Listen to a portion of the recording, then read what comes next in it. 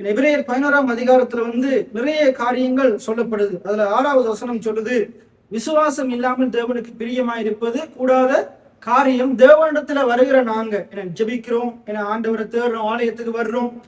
தேவன் நாங்க எந்த இடத்துல எப்பொழுதும் தேடும் போது நாங்க விசுவாசம் உள்ளவர்களா நாங்க அவரை தேடுவோமா இருந்தா, அதுல சொல்லுது தம்மை தேடுகிறவனுக்கு ஆண்டவர் என்ன செய்வார்? நிச்சயமா பலன் அளிப்பார். எத்தனை பேர் ஆமேன்னு சொல்றீங்க? நாங்க விசுவாசத்தோடு நாங்க தேடும் போது, இந்த நாளுமா நாங்க ஆண்டுடைய வார்த்தையை கேட்க வந்திருக்கிறோம், ஜெபிக்க வந்திருக்கிறோம். நாங்க ஜெபித்த ஒவ்வொரு விண்ணப்பங்களும், ஜெபங்களும், நம்முடைய ஆராதனைகளும், நம்ம எதை செய்தாலும், நம்ம திருவிருந்து எடுத்தாலும் சரி, காணிக்க போட்டாலும் சரி, கடவுளுடைய காரியத்துல நாங்க எதை செய்தாலும் அவரை நம்பி செய்யும் போது கர்த்தர் அதை வாய்க்க செய்வார். எத்தனை பேர் ஆமேன்னு சொல்றீங்க? நமக்கு பலனை தருவார். அப்ப நாங்க இதைத்தான் பார்த்து கொண்டு வரணும். இந்த எபிரேயர் 11ஆம் அதிகாரத்துல நாங்க கடந்த ஞாயிற்றுக்கிழமையிலிருந்து நாங்க பார்க்கிறோம். அந்த 11வது 12வது வசனம் என்ன சொல்லுதுண்டா, நாங்க போன ஞாயிற்றுக்கிழமை தெளிவா பார்த்தோம். அந்த 11வது வசனம் சாராருடைய விசுவாசத்தை குறித்து சொல்லுது. 12வது வசனம் ஆபிரகாமோட விசுவாசத்தை பத்தி சொன்னது. நாங்க அதைத்தான் பார்த்தோம். 11ஆம் வசனம் என்ன சொல்லுதுண்டா, சாரார் முதியவரா இருந்தாலும், ஒரு கற்பத்தை, ஒரு பிள்ளைய சுமக்கிறதுக்குரிய ஆற்றலை இழந்தவரா இருந்தாலும், அதுதான் அவருடைய சூழ்நிலை. சாராளுடைய சூழ்நிலை பிரச்சனை என்னதுண்டா, அவருடைய கற்பப்பை என்ன செஞ்சிருச்சு? செத்து போயிருச்சு. அவருடைய சூழ்நிலை என்னன்னா, அவன் முதியவளா இருக்கிறார். அவருக்கு பிள்ளை பெறுவதற்கான வாய்ப்பே இல்லை. வாய்ப்பே இல்லை. உலகமும் அதைத்தான் சொல்லுது. அதே போல ஆபிரகாம் அதைத்தான் சொல்றாரு, அவளும் அதைத்தான் சொல்றாள். அதே போலதான் 12ஆம் வசனத்துல ஆபிரகாம் நீ பிள்ளைய பெற்றெடுக்கிறதுக்குரிய தன்மையை இழந்து போயிட்டார். அவருடைய சரீரம் சாக கிடக்குது. இன்னும் கொஞ்ச நாள்ல சாக போறார். அவர் ஒரு முதியவரா இருக்கிறார். ஏறக்குறைய அவர் செத்து சாகிற நிலைமையில தான் இருக்கிறாருன்னு வேதம் சொல்லுது. அப்ப எல்லாரும் அவரை பார்த்து என்ன என்றாங்க? இவன் கிழவனா இருக்கிறான், இவனுக்கு நீ பிள்ளை பிறக்காது, இவன் சாக போற நிலைமையில இருக்கிறான். அப்ப ஊர்தான் சொல்லுது, தன்னுடைய மனைவியாதான் சொல்றாள். அவரும் என்ன செய்யறார்? அதே எண்ணிக்கொண்டிருக்கிறார். இப்ப நாங்க போன கிழமை பார்த்தோம், நாங்க என்ன செய்யக்கூடாது? நம்முடைய பலகீனங்களை எண்ணிக்கொண்டிருக்க கூடாது. நம்முடைய வாழ்க்கையில் ஒரு அற்புதம் நடக்கணுமா இருந்தா, நம்முடைய ஜெபங்கள் கேட்கப்படணுமா இருந்தா, நாங்க விசுவாசிக்கிறது அது சரியா இருக்கும். நாங்க விசுவாசிக்கிறது நாங்க விசுவாசிக்கிறது அதை சொன்ன ஆண்டவர், அந்த வாக்குரைத்த ஆண்டவர் அதை நம்முடைய வாழ்க்கையில நிறைவேற்றுவார் என்று நாங்க என்ன செய்யணும்? நம்புகிறவர்களா இருக்கணும். ஆண்டவர் ஆபிரகாமுக்கு வாக்குத்தத்தம் பண்ணியும் 24 வருஷம் எடுத்தது. 24 வருஷமா எடுத்தும் அவனுக்கு அற்புதம் நடக்கல. ஏனென்றா கர்த்தர் சொன்னதை என்னல, கர்த்தர் சொன்னதை எண்ணாம தன்னுடைய சரீர பலவீனத்தை எண்ணிக்கொண்டிருக்கிறான். சாராள் தன்னுடைய சரீர பலவீனத்தை எண்ணிக்கொண்டிருக்கிறாள். ஆபிரகாம் தன்னுடைய சரீர பலவீனத்தை 24 வருஷம் எண்ணிக்கொண்டிருக்கிறான். ஆனா ஆதியாகமம் 18ஆம் அதிகாரத்துல அந்த கர்த்தருடைய தூதரானவர் கர்த்தரால் ஆகாத காரியம் ஒன்று உண்டோன்னு சொல்லி அவங்களை திடப்படுத்தி அவங்களுக்கு இருக்கிற அவிசுவாசத்தை எடுத்து போட்டு, நீ நகைக்காத, அவநம்பிக்கையா இருக்காத, பயப்படாத, கவலைப்படாத, எங்களுக்கு பிள்ளையே இல்லாம நாங்க செத்து போயிருவோம், இந்த ஆஸ்தி ஐஸ்வர்யம் எல்லாம் அப்படியே இல்லாம போயிடும், கர்த்தர் சொன்ன வாக்குத்தத்தை நிறைவேறாம போயிடும் என்று அவநம்பிக்கையா இருக்காத, உன்னுடைய வாழ்க்கையில ஒன்றுமே இல்லாம இருந்த உனக்கு எல்லாவித ஆசீர்வாதங்களையும் தந்த ஆண்டவர் உனக்கு தேவையான இந்த பிள்ளையையும் ஈசாக்கையும் தர வல்லமையுள்ளவரா இருக்கிறார். அவரால் அது ஆகும். உன்னால முடியுமா முடியாதான்னு நீ யோசிச்சு கொண்டிருக்காத, கர்த்தர் நம்முடைய வாழ்க்கையில செய்வார். கர்த்தரால கூடாத காரியம் ஒன்றுமே இல்ல, கர்த்தரால் ஆகாத காரியம் ஒன்றுமே இல்லை, கர்த்தரால முடியாத காரியம் ஒன்றுமே இல்ல. இதைத்தான் நாங்க கடந்த கிழமை பார்த்தோம். அப்ப ஆபிரகாமுக்கு இதை செய்வாரா இருந்தா, இன்னைக்கு உங்களுடைய வாழ்க்கையிலையும் சில காரியத்துல நீங்க பலனற்று போய் இருக்கலாம். நீங்க சிந்திக்கலாம், எனக்கு இந்த சரீரத்துல பலன் இல்லையே, இதுக்கு மேல நான் என்ன செய்வனோ தெரியலையே அப்படின்ட்டு நீங்க உங்களுடைய அந்த கொஞ்ச பலத்தை நீங்க அதையே நினைச்சு கொண்டிருக்கலாம். என்னால இவ்வளவு பெருசா காரியங்களை செய்ய முடியாது, என்னுடைய பிள்ளைகளை நல்ல வழியில கொண்டு போக எனக்கு பலன் காணாம இருக்குது, எனக்கு வருமானம் காணாம இருக்குது, என் சூழ்நிலைகள் எல்லாமே எதிர்மறையா இருக்குது. அதான் நம்ம படிச்ச பாட்டு சொல்லுது, நான் சூழ்நிலைகளை பார்ப்பது கிடையாது, உலகம் சொல்லுவதை கேட்பது கிடையாது, நான் இல்லாதவைகளை இருக்கிற விதமா அழைக்கிற தேவனுடைய பிள்ளையா இருக்கிறேன். எத்தனை பேர் ஆமேன்னு சொல்றீங்க? அப்ப அதைத்தான் நாங்க இந்த காரியத்தை தான் நாங்க இந்த 2 வசனத்துல இருந்தும் நாங்க தியானித்தோம். என்ன தியானித்தோம்? நாங்க நம்முடைய சரீர பலவீனத்தை எண்ணக்கூடாது, உலகம் சொல்றதை எண்ணக்கூடாது. என்ன சொல்லுங்க? சரீர பலவீனத்தை எண்ணக்கூடாது, என்னுடைய மனசும் மாம்சமும் சொல்றதை சிந்திக்க கூடாது. எதை சிந்திக்கணும்? தேவன் எழுதி வைத்திருக்கிற அந்த ஆவிக்குரிய அந்த வார்த்தைகளை, வாக்கு தத்தங்களை எண்ணிக்கொண்டிருக்கும், அதை சிந்தித்துக் கொண்டிருக்கணும். அதுதான் நம்முடைய மனதில் இருக்கும். அது நம்முடைய மனதில் இருக்குமா இருந்தா அந்த மனதில் இருக்கிற அந்த ஆவிக்குரிய வார்த்தைகளை எண்ணலாம்.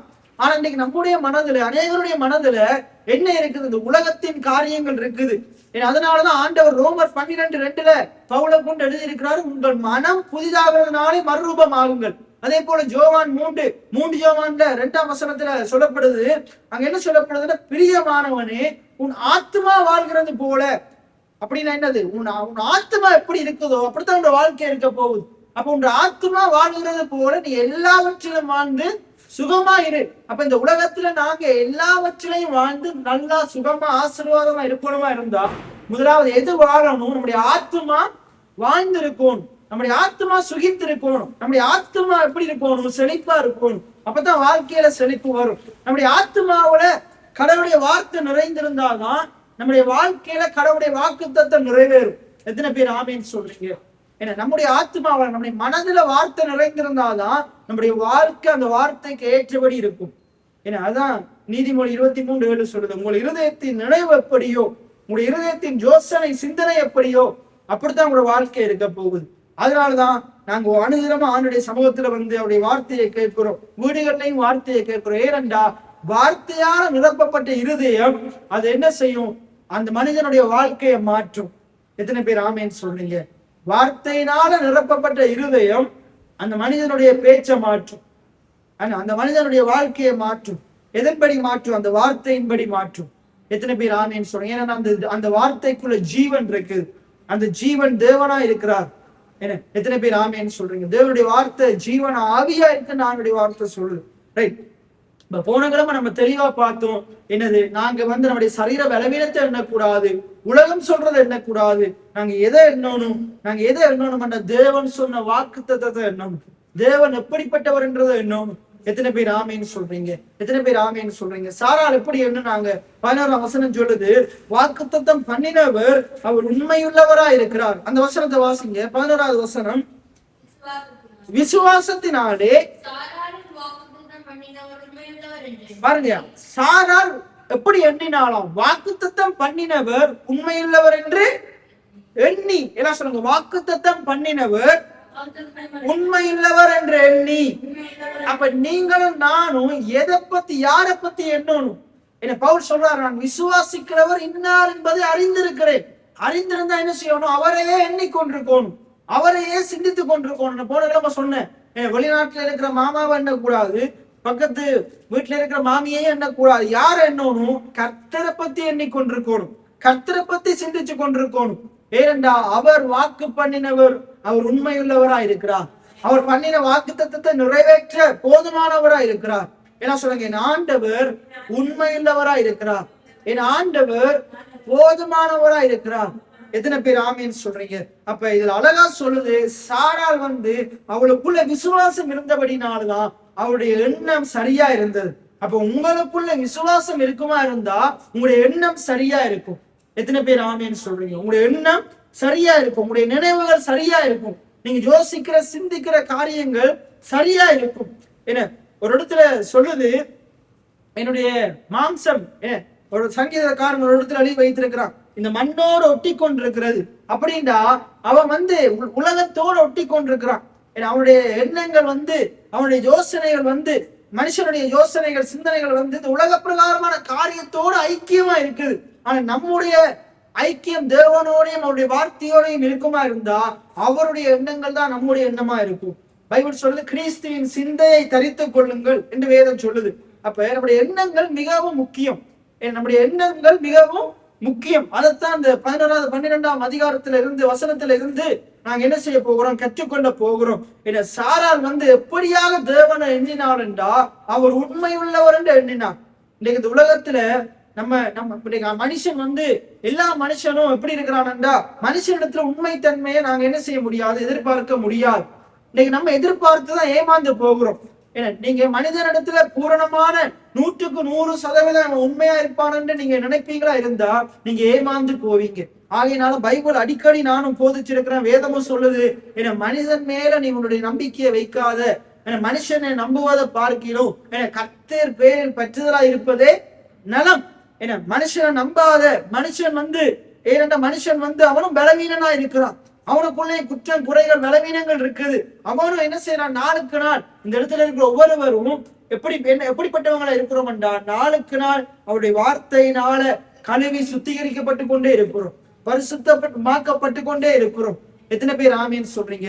இதுல யாருமே நானும் பெர்ஃபெக்ட்னு சொல்ல முடியாது, நீங்களும் பெர்ஃபெக்ட்னு சொல்ல முடியாது. ஒவ்வொரு முறையும் வேதம் சொல்லுது, நம்ம சரீரத்தை போய் கண்ணாடியில பார்க்கறது போல வேதத்தை நாங்க வாசிக்கும் போது படிக்கும் போது இந்த வேதம் என்ன செய்தா, நம்மகிட்ட இருக்கிற பிள்ளைகளை சுட்டி காட்டுதான், நம்மகிட்ட இருக்கிற சரியான காரியங்களை என்ன செய்யுது, அது ஊக்குவிக்குது, அதை தொடர்ந்து செய்ய சொல்லுது. அதே நேரத்துல நம்ம எந்தெந்த காரியத்துல புலவர்றோமோ, ஆண்டவர் எதை செய்ய சொல்லி செய்யாம இருக்கிறோமோ அதை அந்த வார்த்தை என்ன செய்ய சொல்லுது, இதுல நீ செய்யாம இருக்கிற செய்யன்னு சொல்லுது, இப்படி நீ பேசாம இருக்கிற பேசுன்னு சொல்லுது. இப்ப 2-3 வாரமா இந்த வார்த்தை நமக்குள்ள என்ன சொல்லுது, நீ பயத்தோட சந்தேகத்தோட கவலையோடு இருந்து நீ எவ்வளவு ஜெபம் பண்ணினாலும், என இரு மனம் உள்ளவன் தன் வழிகளை நிலையற்றவனா இருக்கிறான், அவன் தேவனிடத்துல எதையாகிலும் கேட்கலாம் என்றும் பெறலாம் என்றும் நினையாதிருப்பானாக. அப்ப வேதம் நமக்கு சொல்லுது, நீ இரு மனதோடு தேவனிடத்துல ஜெபம் பண்ணியா இருந்தா, உபவாசம் பண்ணியா இருந்தா அது என்ன செய்யாது, நிறைவேறாது. அப்ப ஒரே மனதுள்ளவனா இரு. என்ன மனம்? உலகத்தின் சிந்தை உள்ளவனா இருக்காது. இது நடக்குமா நடக்காதான்னு சந்தேகப்படையவனா இருக்காது.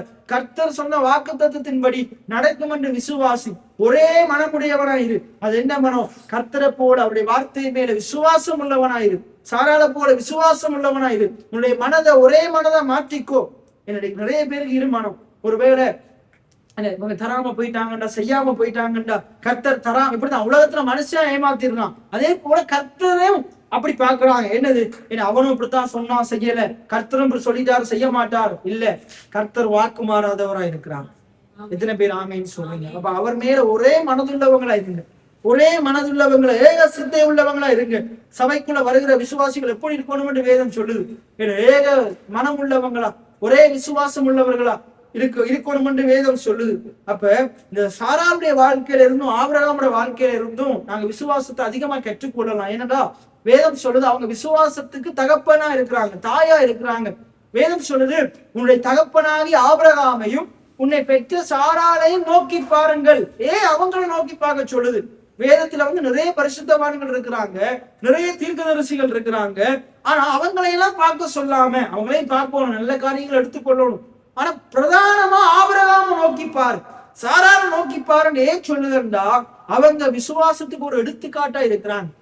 இன்னைக்கு நமக்கு இந்த வேத புத்தகம் கையில இருந்தும், நிறைய நல்ல ஊழியக்காரங்க இருந்தும், நிறைய நல்ல நல்ல புத்தகங்கள் இருந்தும், நல்ல நல்ல பிரசங்கங்கள் இன்னைக்கு நமக்கு போதிக்கப்பட்டும், இன்னும் நமக்குள்ள பயம், கவலை, சந்தேகம் தான் இருக்குது.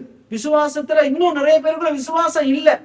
இயேசுவாந்த காலத்திலேயே நீங்க அடிவா ஆராய்ந்து பாருங்க, இயேசு பக்கத்துல இருந்து கூடி, இயேசு ஒவ்வொரு காரியங்களை சொல்லி கொடுத்து கூடி, அதே கூட்டத்துக்குள்ள விசுவாசம் இல்லாதவர்களா இருந்தாங்க, அற்ப விசுவாசம் உள்ளவங்க இருந்தாங்க. ஆண்டவரே கடிந்து கொள்றார். எப்படி கடிந்து கொள்றாரு? இஸ்ரவேலுக்குள்ள இப்படிப்பட்ட விசுவாசத்தை நான் பார்க்கல. ஆனா ஏன் அவங்க சீசன்ட்ட கூட அந்த விசுவாசம் இல்லை. ஆனா அந்த கானானி ஸ்திரீட்ட அப்படிப்பட்ட விசுவாசம் இருக்குது. என்ன, அங்க இருக்கிற அந்த 100க்கு தலைவரிடத்துல அப்படிப்பட்ட விசுவாசம் இருக்குது, பெரிய விசுவாசம் இருக்குது. ஒரு ஜாதிகளத்துல கூட விசுவாசம் இருக்குது. ஆனா கடவுளுடைய வீட்டுல இருக்கிற கடவுளுடைய பிள்ளைகள் இடத்துல விசுவாசம் இல்லை. இயேசுவுக்கு பக்கத்துல இருந்த சீஷர்கள் அநேக இடத்துல விசுவாசம் இல்ல. என்ன, அவர் திருப்பி உயிர் தருவார்ன்ற விசுவாசம் இல்லை. எல்லாம் போய் ஒழிஞ்சிட்டாங்க பயத்துல. பேதுரு மறுதளிக்கிறான், தோமா சந்தேகப்படுறான். என்ன, இப்படி விசுவாசம் இல்லை. அப்ப அவர் சொல்றாரு, என்ன தோமாவை பார்த்து சொல்றாரு, நீ கண்டு விசுவாசிக்கிற, ஆனா காணாதிருந்து விசுவாசிக்கிறவர்கள் பாக்கியவான்கள்.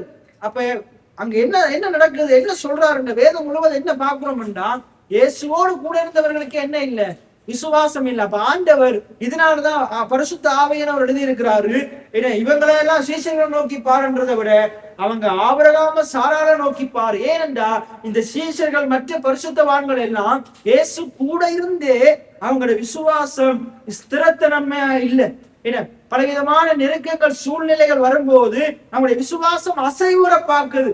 ஆனா ஆபிரகாம் சாராள் அவங்க தேவனுடைய சத்தத்தை மட்டும்தான் கேட்டாங்க. என்ன, தேவனுடைய வார்த்தையை கேட்டு வாழ்ந்தவங்க. அன்றைக்கு அவங்க கையில பைபிள் இல்லை.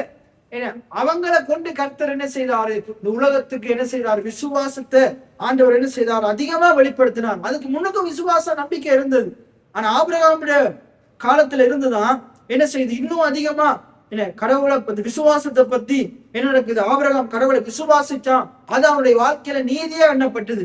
ஆபிரகாமுடைய விசுவாசம் இந்த எபிரேயர் 11 வந்து நிறைய பேரை பத்தி சொல்லுது. ஆனா ஆபிரகாமும் சாராளை பத்தி தான் அதிகமான வசனங்கள் சொல்லுது. ஏனென்றா அவங்களிடத்திலிருந்து நாங்க கற்றுக்கொள்ள வேண்டிய விசுவாசத்தை பற்றின போதனைகள் நிறைய இருக்குது. எத்தனை பேர் ஆமேன்னு சொல்றீங்க? ரைட்.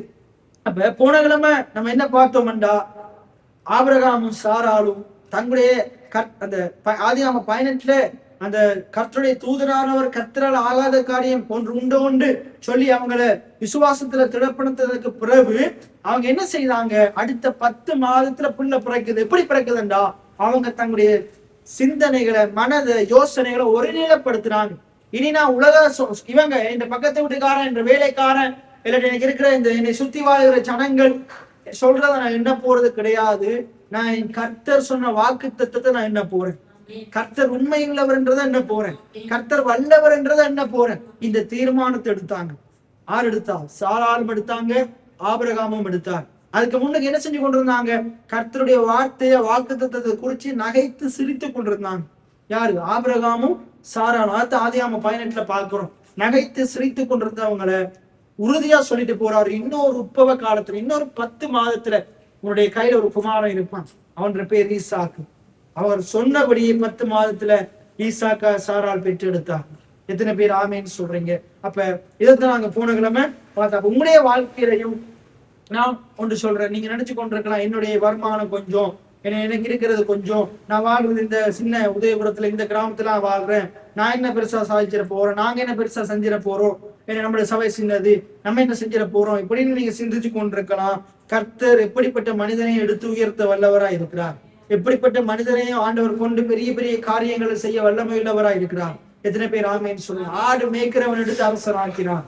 எத்தனை பேர் ஆமேன்னு சொல்றீங்க? அதே போலதான் நம்முடைய வாழ்க்கையிலையும் தேவன் சிறியவர்களாகி நம்மளை கொண்டு நிச்சயமா பெரிய காரியங்களை செய்வான். ஆனா நாங்க என்ன செய்வோம்? அவரை நம்புகிறவர்களா, அவரை விசுவாசிக்கிறவர்களா, அவரை சார்ந்து கொள்கிறவர்களா இருக்கும்.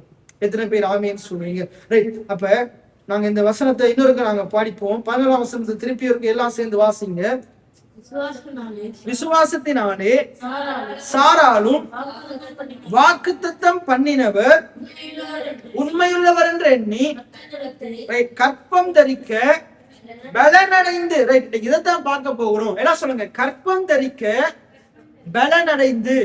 எல்லாம் சொல்லுங்க, கற்பம் தரிக்க பலனடைந்து. என்ன கற்பம் தரிக்கிறதுக்கு என்ன தேவையா? என்ன தேவையா? பலன் தேவையா? என்ன அப்ப பெண்களுக்கு கர்த்தர் ஒரு விசேஷித்த பலனை கொடுக்கிறார். சில ஆண்களால முடியாத காரியத்தை கூடி செய்யறதுக்கு ஆண்களால அந்த கற்பம் தரிக்க முடியாது. ஆனா அதுக்கு ஒரு பலன் தேவை. என்ன இப்ப பாருங்க, ஆணுக்கும் பெண்ணுக்கும் என்ன வித்தியாசம் தெரியுமா? ஆண் மென் உமன் என்று சொல்லுவோம். இங்கிலீஷ்ல ஆணுக்கு மென் என்று சொல்லுவாங்க. என்ன பெண்ணுக்கு உமன் என்று சொல்லுவாங்க. என்ன அதுல ஆணுக்கும் பெண்ணுக்கும் அந்த ரெண்டு அந்த சொல்லல என்ன வித்தியாசம்டா, அந்த பூக்கு அர்த்தம் என்னண்டா, பூம் அப்படிங்கிற என்ன, கற்பப்பை அப்படின்னா கற்பப்பையை உடைய ஆண் தான் பெண். என்ன கற்பப்பையை உடைய ஆண் தான் பெண். அப்ப ஆணுக்கும் பெண்ணுக்கும் விசேஷித்த என்ன வித்தியாசம்டா, ஒரு ஆணுக்கு கற்பப்பை இல்லை, பெண்ணுக்கு கற்பப்பை இருக்குது. அப்ப கற்பப்பை இருக்கிறதால பெண், நிறைய பேர் சொல்றாங்க, உலகம் சொல்றது, உலகத்தின் இலக்கியங்கள் சொல்றது பெண் பலவீனமானவள் இல்லை. என்ன ஆணை காட்டிலும் பலவானா இருக்கிறான்.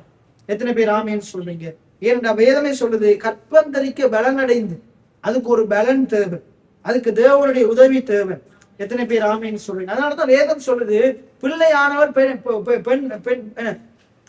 கடினப்பட்டு உழைத்து பெற்றெடுத்த என்ன அப்படி சொல்லல, பிள்ளையானவள் கர்த்தரால் வரும் சுதந்திரம். எத்தனை பேர் ஆமேன்னு சொல்றீங்க? என்ன ஒரு பிள்ளைய ஒரு பெண்ணுடைய கருவுல தேவன் பலப்படுத்தாம, தேவன் பலன ஆற்றலை கொடுக்காம பெற்றெடுக்க முடியாது. எத்தனை பேர் ஆமேன்னு சொன்னீங்க? அப்ப கற்பம் தரிக்க பலனடைந்து. அப்ப அவள் கடவுளை விசுவாசித்த போது, அவள் முதிர்வயதா இருந்தாலும் கர்த்தர் கற்பம் தரிக்க அவளை பலப்படுத்தினார்.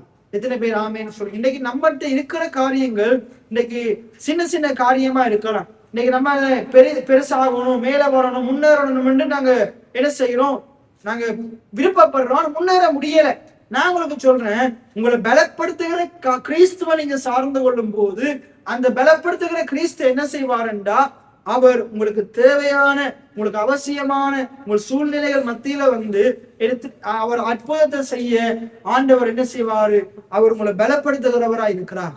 எத்தனை பேர் ஆமேன்னு சொல்றீங்க? அது எப்படிப்பட்ட சூழ்நிலையா இருக்கலாம். அன்றைக்கு சாராளுக்கு தேவையா இருந்தது வந்து ஈசாக்க பெற்றெடுக்கிறதுக்கு ஒரு பலன் தேவைப்பட்டது, ஒரு பலன் தேவைப்பட்டது.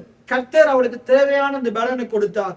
இன்னைக்கு உங்களுடைய வாழ்க்கையில, உங்களுடைய தொழிலையா இருக்கலாம், படிப்புலையா இருக்கலாம், ஏதோ ஒரு காரியத்துல ஒரு பலன் தேவையா இருக்கு. ஏன்னா அந்த பலனை கர்த்தர் நிச்சயமா தருவார்.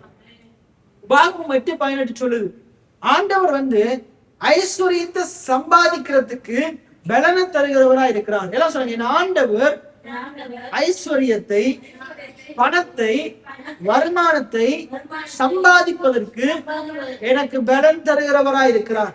அதுல அழகா சொல்லுது, உன் தேவனாகிய கர்த்தரை நினைப்பாயாக. எல்லாம் சொல்லுங்க, உன் தேவனாகிய, என் மனமே சொல்லுங்க, என் மனமே உன் தேவனாகிய கர்த்தரை நினைப்பாயாக. எப்பயாச்சும் நீங்க இப்படி நினைச்சிருக்கிறீங்களா? இப்ப நான் இந்த 5 வருஷமா இந்த சத்தியத்தை போதிக்கிறேன்.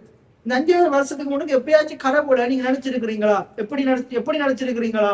கர்த்தர் எனக்கு பணத்தை சம்பாதிக்கிறதுக்கு பலனை தர்றா, எப்பயாச்சும் முதல் நினைச்சிருக்கிறீங்களா? இப்ப சரி நினைக்கிறீங்களா? அதெல்லாம் ஆண்டவர் செய்ய மாட்டார். பரலோகத்துக்கு போறதுக்கு பலனை தருவார், சுகமாக்குவார். விடுதலை கொடுத்துக்கு போனா ஆண்டவர் சுகத்தை அது இல்ல, அதுவும் செய்வார், நிச்சயமா அதெல்லாம் செய்வார். ஆனா எப்பயாச்சும் இதை நினைச்சிருக்கிறீங்களா? அதனால தெளிவா ஆண்டவர் அந்த ஜனங்களுக்கு போதிக்கிறாரு. உபாகமம் 8:18 போதிக்கிறாரு, தேவனாகிய கர்த்தரை நினைப்பாயாக இந்நாளில் உனக்கு உண்டாயிருக்கிறபடி. அன்றைக்கு ஆண்டவர் மோசேக்கு முன்பதாக இருக்கிற ஜனங்களை பார்த்து சொல்றாரு. என்ன, மோசே யோசுவாக்கு முன்பதாக இருக்கிற அந்த எகிப்துல இருந்து புறப்பட்ட ஜனங்களை பார்த்து சொல்றாரு. எப்ப சொல்றாரு? எகிப்துல இருக்கிற தங்கம், வெள்ளி எல்லாம் அதெல்லாம் அவங்ககிட்ட இருந்து வாங்கி பறிச்சுட்டு அங்க இருந்து புறப்பட்டு வந்து அந்த நாட்கள் தான் சொல்றாரு, உன் தேவனாகிய கர்த்தரை நினைப்பாயாக. என்னது? எகிப்துல நீ 430 வருஷம் ஒன்று இல்லாம இருந்த, சம்பளமே இல்லாம அவங்களுக்கு வேலை செய்த, சரியான சாப்பாடு இல்ல, தண்ணி இல்ல.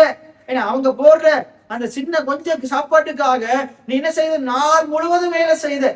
உன்ற பிள்ளைகள் எல்லாம் கொண்டாங்க, நைல் நதியில தூக்கி போட்டாங்க. அவ்வளவு உபத்திரவம் பாடுகளை 430 வருஷம் பட்ட. ஒருத்தனும் உன்னைய கைது செய்யல. பக்கத்துல நிறைய ராஜாக்கள் இருந்தாங்க, ஒருத்தனும் உன்னைய விடுவிக்கல.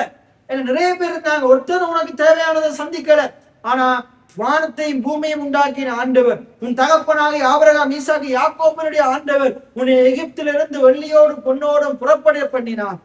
வியாதியிலிருந்து விலக்கி பலவீனமே இல்லாம, அதுல பலவீனப்பட்டவன் ஒருவனமே இல்லாம அங்கிருந்து கொண்டு வந்தார். அந்த தேவனை நீ நினைப்பாயாக. எத்தனை பேர் ஆமேன்னு சொல்றீங்க? அந்த தேவனை நீ நினைப்பாயாக. அதைத்தான் சொல்றார், எகிப்திலிருந்து புறப்பட பண்ணின தேவனை நினைப்பாயாக. பார்வோனின் அடிமைத்தனத்திலிருந்து விடுதலையாக்கின தேவனை நினைப்பாயாக. ஐஸ்வர்யத்தை சம்பாதிக்கிறதுக்கு பலனை கொடுத்த தேவனை நினைப்பாயாக. ஒன்றுமே இல்லாம இருந்த நீ இன்றைக்கு ஐஸ்வர்யவானா இருக்கிற. எத்தனை பேர் ஆமேன்னு சொல்றீங்க? அதுக்கு யார் காரணம்? உன்னை பலப்படுத்தின தேவன் தான் காரணம். இன்னைக்கு உங்களுடைய வாழ்க்கையிலையும் இன்னைக்கு இருக்கிறதெல்லாம் கர்த்தர் தான் தந்தார். எத்தனை பேர் ஆமேன்னு சொல்றீங்க? அதெல்லாம் சம்பாதிக்கிறதுக்கு பலனை தந்தார். சம்பாதிக்கணும், வானத்துல இருந்து கொட்டாது. அழகா சொல்றது, சம்பாதிக்கிறது பலனை தர்றார். பணத்தை தரல, பணத்தை சம்பாதிக்கிறதுக்கு பலனை தர்றார். வெள்ளிய பொண்ணை தரல, வெள்ளிய பொண்ணை சம்பாதிக்கிறதுக்கு பலனை தர்றார், ஞானத்தை தர்றார். கர்த்தர் பலனை ஞானத்தை தருகிறவரா இருக்கிறார். அப்ப நாங்க அவரை விசுவாசிக்கும் போது கர்த்தர் அதெல்லாம் தருவார். என்ன, அதெல்லாம் கர்த்தருடையது. பூமியும் அது நிறைவும் வெள்ளியும் பொண்ணும் யாருடையது? கர்த்தருடையது. அது அவருடைய நம்புகிற பிள்ளைகளுக்கு, அவரை விசுவாசிக்கிற பிள்ளைகளுக்கு அவர் ஏராளம் தாராளமாக கொடுக்கிறவரா இருக்கிறார். நாங்க அதை கொடுத்தவரை தான் பார்க்கணும் ஒழிய கொடுக்கப்பட்டு அதை பார்க்க கூடாது. இன்னைக்கு நிறைய பேருக்கு என்ன பிரச்சனைடா, ஆரம்பத்துல வந்து கடவுளை நம்புறாங்க, கடவுளை சார்ந்து கொள்றாங்க. அப்ப கர்த்தர் எல்லாத்தையும் கொடுக்கிறாரு. கொடுத்த பிறகு அவங்களோட கண் எதன் மேல போயிருது? இந்த உலகத்தின் ஆசீர்வாதத்தின் மேல, ஐஸ்வர்யத்தின் மேல, பணத்தின் மேல போயிருது. இதனால அவங்க என்ன செய்யறாங்க? கொஞ்ச காலத்துல அதை இழந்து போயிடுறாங்க. அதெல்லாம் பொத்தலான பையில போறது போல போயிருது. ஏனென்றா எல்லாம் வந்த பிறகு கண்ணு கர்த்தர் மேல இல்லாம கண்ணு எங்க போயிருச்சு? அந்த கர்த்தரை கொடுத்த காரியத்தின் மேல போயிருச்சு. அதனாலதான் வேதம் தெளிவா சொல்லுது, உனக்கு ஐஸ்வர்யம் இருக்கும் போது என்ன செய்யாது? இதை பார்த்து கொண்டு இதன் மேல நம்பிக்கை வைக்காத. இதெல்லாம் கொடுத்த ஜீவனுள்ள தேவன் மேல உங்களுடைய நம்பிக்கையை வை. எத்தனை பேர் ஆமீன்னு சொல்றீங்க? அப்ப ஐஸ்வர்யத்தை மட்டும் இல்ல, ஆண்டவர் நமக்கு சுகத்தை தருகிறவரா இருக்கிறார், நீடித்த ஆயுள தருகிறவரா இருக்கிறார், சரீர பலனை தருகிறவரா இருக்கிறார். எத்தனை பேர் ஆமேன்னு சொல்றீங்க? அப்ப கர்த்தர் என்னத்தை தர்றாராம்? பலனை தர்றாராம், பலனடைய செய்யறாராம். இப்ப சாராளுக்கு ஏன் குழந்தையை பெற்றுக்கொள்ள முடியல? ஏன் பலன் இல்லை, எனக்கு கற்பம் தரிக்கிறதுக்கு பலன் இல்லை. அவருடைய கற்பப்பை இல்லாம போயிட்டு, அவருடைய கற்பப்பை குழந்தையை பெற்றெடுக்கிற ஆற்றலை இழந்துருச்சு. ஆனா கர்த்தர் ஆற்றலை கொடுக்கிறவரா இருக்கிறார், பலனை கொடுக்கிறவரா இருக்கிறார், திராணியை கொடுக்கிறவரா இருக்கிறார். எல்லாம் சொல்லுங்க, என் கர்த்தர் எனக்கு பலனை கொடுக்கிறவரா இருக்கிறார், எனக்கு ஆற்றலை கொடுக்கிறவரா இருக்கிறார், எனக்கு திராணியை கொடுக்கிறவரா இருக்கிறார், எனக்கு வல்லமையை கொடுக்கிறவரா இருக்கிறார். எத்தனை பேர் ஆமேன்னு சொல்றீங்க? அவருடைய வார்த்தையே வல்லமையான வார்த்தை தான். எத்தனை பேர் ஆமேன்னு சொல்றீங்க? அவருடைய வசனம் என்ன செஞ்சு நம்மளை பலப்படுத்துது. அதனாலதான் பவுல் சொல்றார், என்னை பலப்படுத்துகிற கிறிஸ்துவினாலே எல்லாவற்றையும் செய்ய எனக்கு பலன் உண்டு. எல்லாம் சொல்லுங்க, என்னை பலப்படுத்துகிற கிறிஸ்துவினாலே எல்லாவற்றையும் செய்ய எனக்கு பலன் உண்டு. எத்தனை பேர் ஆமேன்னு சொல்றீங்க? எல்லாவற்றையும் செய்ய எனக்கு பலன் உண்டு. அப்ப இந்த உலகத்துல நான் வெற்றிகரமா தொழில் செய்ய எனக்கு பலன் உண்டு.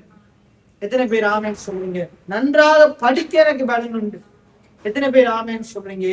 எல்லா காரியத்தையும் செய்ய கர்த்தர் நம்மை பலப்படுத்துகிறவரா இருக்கிறார். அப்ப இங்க பாருங்க, சாராள் முதல் வயதா இருக்கும் போது கடவுள் சொன்ன வார்த்தையை விசுவாசித்ததுனால, கடவுள் சொன்ன வாக்கு தத்தத்தை அவர் செய்ய உண்மை உள்ளவர் என்று விசுவாசித்ததுனால கர்த்தர் அவளை பலப்படுத்தினார். இன்னைக்கு நீங்க உங்களுடைய தேவனை உண்மையுள்ளவர், வல்லமையுள்ளவர், வாக்கு மாறாதவர், அவர் போதுமானவர் என்று நீங்க விசுவாசிக்கும் போது கர்த்தர் உங்களையும் பலப்படுத்துவார். எத்தனை பேர் ஆமேன்னு சொல்றீங்க? உங்களையும் பலப்படுத்துவார். இன்னைக்கு நீங்களும் ஒருவேளை என பிள்ளை பெற முடியாத நிலைமையில இருக்கலாம், கர்த்தர் உங்களை பலப்படுத்துவார். இன்னைக்கு ஏதோ ஒரு வியாதியோட வேதனையோட குணமாக்க முடியாத வியாதி வேதனைகளோடு கூட இருக்கலாம், கர்த்தர் உங்களை பலப்படுத்துவார், உங்களுக்கு ஆரோக்கியம் வர பண்ணுவார். இன்னைக்கு ஒருவேளை உங்களால நல்ல வருமானத்தை பெற முடியாத ஒரு நிலைமையில இருக்கலாம், கர்த்தர் உங்களை பலப்படுத்துவார், உங்கள் கைகளை பலப்படுத்துவார். அந்த நீதிமொழி 31 சொல்லப்பட்ட அந்த குணசாலியான ஸ்திரீனுடைய கைகளை போல உங்களுடைய கையை ஆண்டவர் பலப்படுத்துவார்.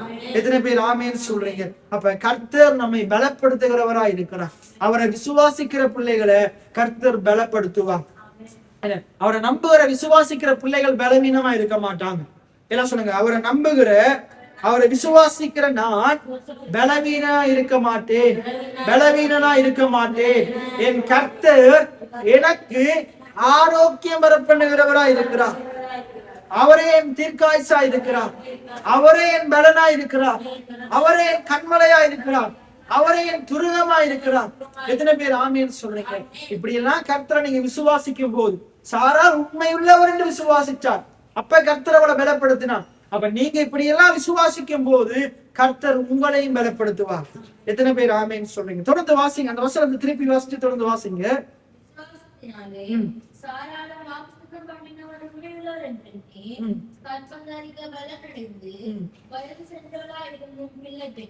வயது சென்றவளா இருந்தும் பிள்ளை பெற்றாள். என்ன?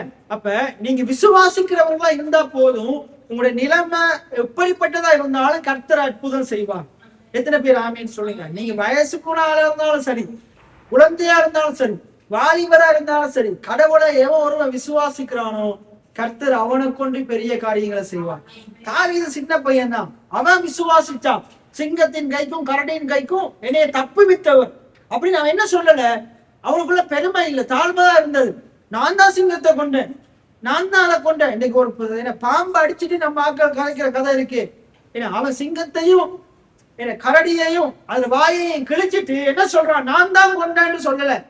என்ன, நான் தான் கஷ்டப்பட்டு கொண்டேன், நான் தான் குறிப்பாத்து அடிச்சேன், எப்படி அடிச்சேன்னு தெரியுமா, நான் அடிக்கிற அது இப்படி போயிருச்சு அப்படின்னா தன்னையே பெருமையா கதைக்கல, தன்னையே என்ன செய்யற மேன்மைப்படுத்தல. அவன் என்ன சொல்றான், சிங்கத்தின் கைக்கும் கரடியின் கைக்கும் அவரனே தப்பு வைத்தவரா இருக்கிறான். எத்தனை பேர் ஆமேன்னு சொல்றீங்க? இன்னைக்கு உங்களுடைய வாழ்க்கையில நீங்க தேவனை இப்படி எல்லாம் பிரஸ்தாவப்படுத்துறீங்களா, மேன்மைப்படுத்துறீங்களா? அப்படிதான் சின்ன சின்ன காரியத்துக்கும் கர்த்தரை மகிமைப்படுத்தும். எல்லாமே அவரால் வந்தது. அவர் கொடுத்த பலன் இல்லாட்டி என்னால எதுவும் செய்ய முடியாது. இன்னைக்கு தொழில் இடத்துல உங்களோட வருமானம் கூடுதுன்னு வைங்களேன், உங்களோட சம்பளத்தை கூட்டுறாங்கன்னு வைங்களேன், பாத்தீங்களா நான் கஷ்டப்பட்டு வேலை செஞ்ச கர்த்தர் இந்த சம்பளத்தை கூட்டிட்டான் இல்ல, கர்த்தர் எனக்கு தயவு உண்டு பண்ணினான், என் வருமானத்தை அதிகரித்தான். எத்தனை பேர் ஆமேன்னு சொல்றீங்க? அதே போல ஒவ்வொரு காரியத்திலையும் நம்மட முயற்சியினால் அல்ல, அவருடைய தயவு, அவருடைய கிருபை அதுதான் நம்மளை உயர்த்தி இருக்கிறது. ஏன்னா தாவீதை போல நாங்களும் என்ன செய்யணும்?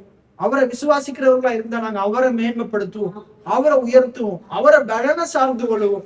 அப்ப இவன் முதிர் வயதா இருக்கையில என்ன செய்யறாள்? கர்த்தர் பலனை கொடுக்கிறார். ஏன்னா அவர் கர்த்தரை விசுவாசித்தபடினால் பலனை கொடுக்கிறாரு. அவள் முதிர் வயதுல என்ன செய்யறாள்? பிள்ளையை பெற்றெடுக்கிறாள், குழந்தைய பெற்றெடுக்கிறாள். அப்ப உங்களோட நிலைமை சூழ்நிலை எப்படிப்பட்டதா இருந்தாலும் தேவனை நீங்க நம்புவீங்களா இருந்தா கர்த்தர் உங்களுக்கு பலனை தருவாரு. என்ன செய்வாரு? உங்களுடைய வாழ்க்கையில நீங்க அற்புதத்தை பார்ப்பீங்க, அடையாளத்தை பார்ப்பீங்க, ஆச்சரியத்தை பார்ப்பீங்க, விடுதலையை பார்ப்பீங்க, வெற்றியை பார்ப்பீங்க, பெருக்கத்தை பார்ப்பீங்க. ஏன்? கர்த்தர் அதை செய்வார். எத்தனை பேர் ஆமீன் சொல்றீங்க? கர்த்தர் அதை செய்வார். கர்த்தர் அதை உங்களுடைய வாழ்க்கையில செய்வார். அப்ப அவள் முதிரவேதா இருக்கையில் அவள் கர்த்தரை விசுவாசிச்சார். அப்ப நீங்க எப்படிப்பட்ட சூழ்நிலையா இருந்தாலும் பரவாயில்ல, கர்த்தரை நம்புங்க, கர்த்தரை விசுவாசிங்க. கர்த்தர் உங்களுக்கும் பெரிய காரியங்களை அவர் செய்ய போதுமானவரா இருக்கிறார். இதுதான் விசுவாச வாழ்க்கை. பாருங்க, விசுவாச வாழ்க்கைன்றது கர்த்தரை விசுவாசிச்சு வாழ்றது. ஒவ்வொரு காரியத்திலையும் அது பிள்ளை பெற முடியாத நிலையில இருக்கிற மலடியா இருந்தாலும் சரி, அவள் கடவுளை விசுவாசிச்சு அவளுக்கு பிள்ளை பிறக்கும். ஏன்னா தொழில சக்சஸ்ஃபுல் ஒரு வெற்றி இல்லாத நிலைமையில இருந்தா சரி, கர்த்தர் தொழில ஒரு வெற்றியை தருவார். ஊழியர் சரியா போகலையா, கடவுளை நம்புங்க, கடவுள் ஊழியத்தை செம்மையா மாற்றுவார். அதே போல நீங்க செய்கிற ஒவ்வொரு காரியத்திலையும் உங்களுடைய ஒவ்வொரு தேவைகள் மத்தியிலையும் கடவுளை விசுவாசிங்க. கடவுள் அது மத்தியில ஆச்சரியத்தை அற்புதத்தை ஆண்டவர் காண செய்வார். அதுக்கு அடுத்த வசனத்துல ஆபிரகாமுடைய விசுவாசத்தை குறிச்சு சொல்லப்படுது. ஆபிரகாமுடைய விசுவாசத்திலே நாங்க போன கிழமை அதைத்தான் பார்த்தோம். ஆபிரகாம் என்னத்தை எண்ணிக்கொண்டிருந்தாரு? ஆரம்பத்துல தான் கிழவன், சாராள் கிழவி, அவளுடைய கர்ப்பப்பை செத்து போயிருச்சு, எங்களுக்கு பிள்ளை பிறக்காது. இதைத்தான் ஆபிரகாம சுத்தி இருந்தாங்க என்றாங்க. அவனும் அதைத்தான் என்றான், சாராள் அதைத்தான் என்றான். ஆனா 99வது வயதுக்கு பிறகு ஆபிரகாம் அந்த கர்த்தருடைய தூதனானவர் சொன்ன வார்த்தையை என்ன ஆரம்பிக்கிறார்? என்னத்தை என்ன ஆரம்பிக்கிறாரு? அந்த வசனத்தை வாசிங்க. ஆனபடியால் சரீரம் செத்தவன் என்று எண்ணத்தகும் ஒருவனாலே வானத்தில் உள்ள பெருக்கமான நட்சத்திரங்களைப் போலவும் கடற்கரையில் உள்ள எண்ணிறைந்த மணலை போலவும். பாருங்க, மிகுந்த ஜனங்கள். வேதம் தெளிவா சொல்லுது, அவங்களை சுத்தி இருந்த எல்லாரும் எப்படி ஆபிரகாம் என்றாங்களாம்? சரீரம் செத்தவன், என்ன சாக போறான், இவனுக்கு அப்ப சாக போறான்ற நிலைமையில இனி அவனுக்கு புள்ள பிறக்காது, இனி அவனுக்கு புள்ள பிறக்காது. அப்ப எல்லாம் ஏளனம் பண்றாங்க, எல்லாம் பரியாசம் பண்றாங்க. என்ன சாக போற நிலைமையில இருக்கிறவன் செத்தவன் கிழவன் என்று கேலி கிண்டல் பண்றாங்க.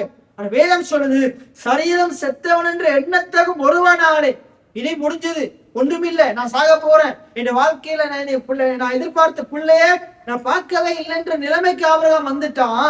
ஆனா கர்த்தர் அப்படிப்பட்ட இயலாமையில, ஆபிரகாமுடைய இயலாமையில கர்த்தர் செயல்பட்டார். நான் உங்களுக்கு சொன்ன, உங்களுடைய இயலாமையில கர்த்தர் உங்களை செயல்படுவார். நீங்க அடி பாதாளத்துல போன சூழ்நிலையில் இருந்தாலும் நீங்க கடவுளை நம்புங்க, விசுவாசிங்க, கர்த்தர் உங்களோட தூக்கி எடுப்பார். எத்தனை பேர் ஆமேன்னு சொல்றீங்க? நீங்க சொல்லலாம், ஐயோ பிரகாஷ், என்னோட வாழ்க்கையில எல்லாம் நான் வந்துட்டேன், ஒன்றுமில்லாத நிலைமைக்கு வந்துட்டேன், என்ன யாரும் என்னைய தூக்கி எடுக்கிறாங்க, இல்ல நான் மேல வர முடியுமா? நீங்க கர்த்தரை விசுவாசித்த கர்த்தர் மேல கொண்டு வருவார். எத்தனை பேர் ஆமேன்னு சொல்றீங்க? பாருங்க, சரீரம் செத்தவன் என்ற எண்ணத்தகும் வருவனாலே வானத்தில் உள்ள பெருக்கமான நட்சத்திரங்களை போலவும் கடற்கரையில் உள்ள நிறைந்த மணலை போலவும் மிகுந்த ஜனங்கள் பிறந்தார்கள். மிகுந்த தேவன் ஒரு மனுஷனை மேம்படுத்தணும் என்று முடிவெடுத்துட்டாரா இருந்தா, வாக்கு பண்ணிட்டாரா இருந்தா, அதை எவனாலையும் தடுக்க முடியாது. எத்தனை பேர் ஆமீன் சொல்றீங்க? தேவன் உங்களை உயர்த்துறதுக்கு அவர் தீர்மானம் பண்ணிட்டாரா இருந்தா அதை யாராலையும் தடுக்க முடியாது.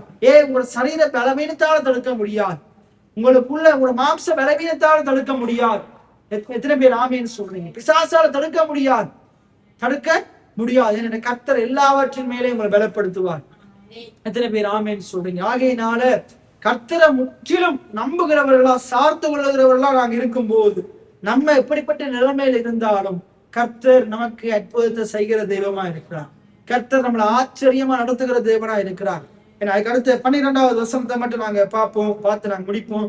12வது வசனத்தை நீங்க 13வது வசனத்தை நீங்க வாசிங்க.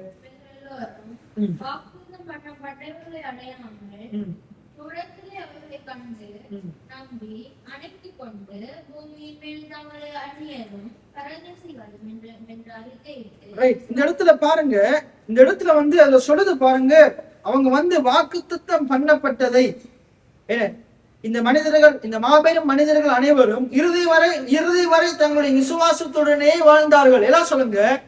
ஆபிரகாம், சாராள், ஏனோக்கு, நோவா, ஆபேல் இவர்கள் எல்லோரும் இறுதி வரை விசுவாசத்துடனே வாழ்ந்தார்கள்.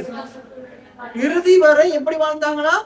விசுவாசத்துடனே வாழ்ந்தார்கள். பவுல் அழகா சொல்றார், என்ன நல்ல போராட்டத்தை போராடினேன், ஓட்டத்தை முடித்தேன், விசுவாசத்தை காத்து கொண்டேன். அப்ப உங்களோட வாழ்க்கை முடிகிற தருவாயிலையும் இருக்க வேண்டிய ஒன்று என்னது? விசுவாசம். என்ன கிழவனா போனால் என்ன என்ன என்ன எது இழந்துற எதை நீங்க விட்டுறக்கூடாது? விசுவாசத்தை விட்டுறக்கூடாது. போன கிழமை நான் உங்களுக்கு அழகா சொன்னேன், அந்த கடைசியா முடியும் போது அவர் அழகா ஜெபித்தார், அந்த பாயிண்ட வச்சு ஜெபித்தார். என்னது? கடைசியில் ஆண்டவர் மனுஷகுமாரன் திரும்பி வரும்போது பூமியில என்னத்தை பார்ப்பாரு? விசுவாசத்தை தான் பார்ப்பார். அன்றைக்கு நிறைய பேர் ஜெபம் பண்ணுவாங்க, அன்றைக்கு நிறைய பேர் சபையெல்லாம் நிறைஞ்சிருப்பாங்க. ஒருவேளை இப்படிப்பட்ட ஒரு செவ்வாய்க்கிழமை தான், என்ன செவ்வாய்க்கிழமை இல்ல ஓய்வு நாள் தான் இருக்கும். உதாரணத்துக்கு இப்படி ஒரு நிலைமையில தான் என்ன செய்யலாம், நம்ம ஜெபிக்கும் போதுதான் இந்த நிலைமையில தான் என்ன நடக்க போகுது? ஆண்டவர் வரப்போறாருண்டா, அன்றைக்கு காலம் ஒழிக்குது. ஏன்னா அங்க மேலிருந்து தேவதூதர்கள் இறங்கி வர்றாங்க, வெள்ளை சிங்காசனம் தெரியுது. என்ன இப்படியெல்லாம் ஒரு நிலைமை சூழ்நிலை இருக்குது. அப்ப மனுஷகுமாரன் என்ன செய்ய போறாரு? வரப்போகிறார். இப்ப எல்லாருக்கும் தெரிஞ்சிடும். ஏன்னா மனுஷகுமாரன் வந்து ரகசிய வருகை எல்லாம் அதுக்கு பிறகு. ஏன்னா ஆண்டவர் வரப்போறார். என்ன இப்ப அவர் நீதியுள்ள நியாயாதிபதியா நியாயம் இருக்கிறதுக்கு வரப்போறார். ஏன்னா இதெல்லாம் என்ன அந்த 1000 இதெல்லாம் முடிஞ்சது.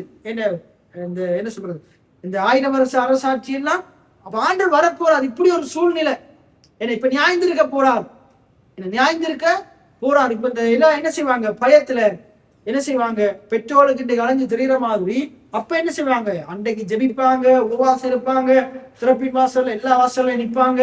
ஏன்னா அன்றைக்கு போயிட்டு ஆண்டவர் இயேசு வர்றாரு, ஆண்டவர் வர்றாரு, இவர் தான் ஆண்டவர் அப்படின்னு எல்லாம் அப்பயே சுவிசேஷம் சொல்லுவாங்க. என்ன பைபிளை தேடி திரிவாங்க, பிரசங்கியார் தேடி திரிவாங்க. அன்றைக்கு எல்லாம் என்ன செய்வாங்க? வாங்க போதீங்க, இன்னும் பாஸ்டர் வாங்க, எனக்கு சொல்லித்தாங்க, ஆலோசனை சொல்லுங்க, நான் கேட்கிறேன், ஐயோ நீ மன்னிங்க ஆண்டவரே, எப்படியாச்சும் பரலோகம் போயிடணும், என்ன பதறுவாங்க. என்ன செய்வாங்க? எல்லாம் செய்வாங்க. ஐயோ எங்க விசுவாசம் வர்த்திக்க பண்ணணுமே. அன்றைக்கு என்ன செய்வாங்க? விசுவாசம் வர்த்திக்கப்படுறதுக்கு அன்றைக்கு என்ன செய்வாங்க? வார்த்தையை தேடுவாங்க, ஜெபம் பண்ணணும்னு நினைப்பாங்க, பிரசங்கம் கேட்கணும்னு நினைப்பாங்க.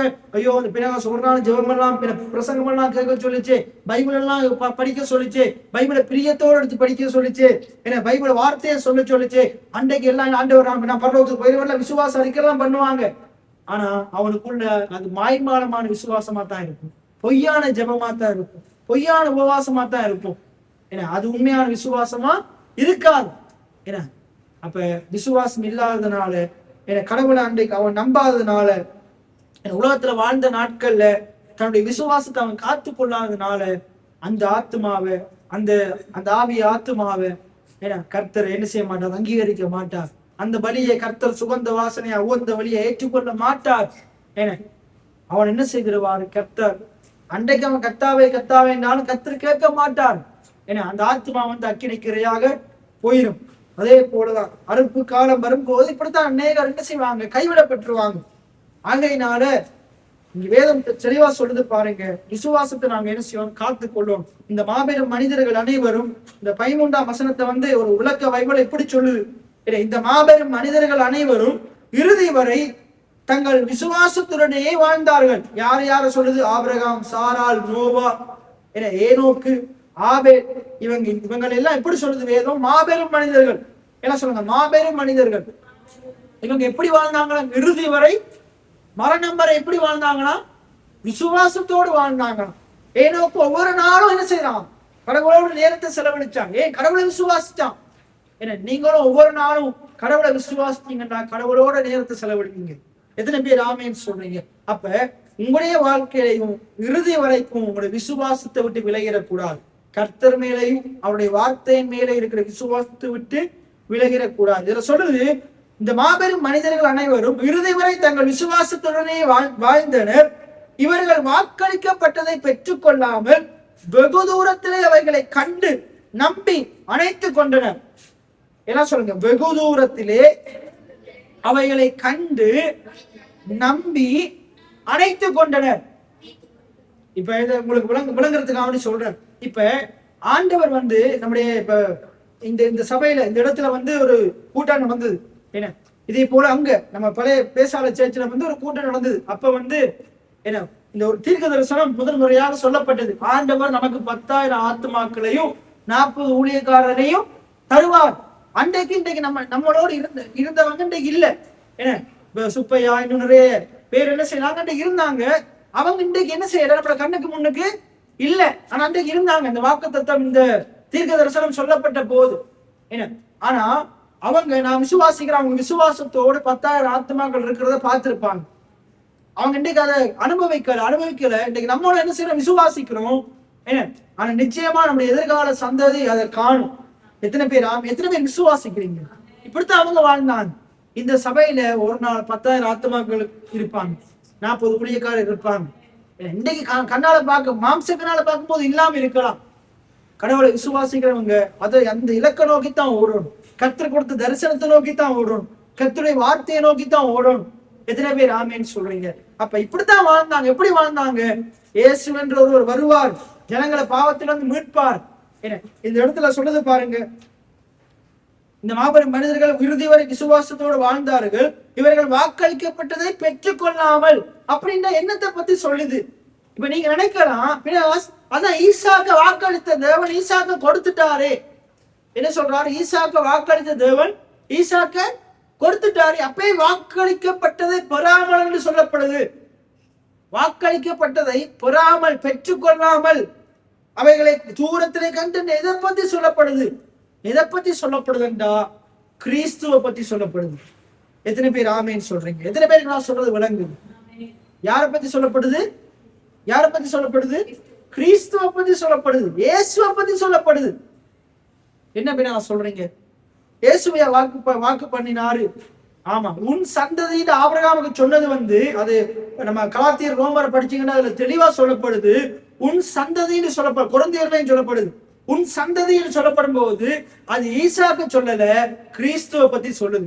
அப்படின்ட்டு ஆண்டவர் ஆபிரகாமுக்கு என்னத்தை வாக்கு பண்ணினாருண்டா, உன்னுடைய சந்ததியில தான் இந்த உலகத்தின் இரட்சகராகிய இயேசு பிறப்பார், கிறிஸ்து பிறப்பார், மேசியா பிறப்பார். எத்தனை பேர் ஆமேன்னு சொல்றீங்க? அது உன்னுடைய சந்ததியில தான் பிறப்பார்.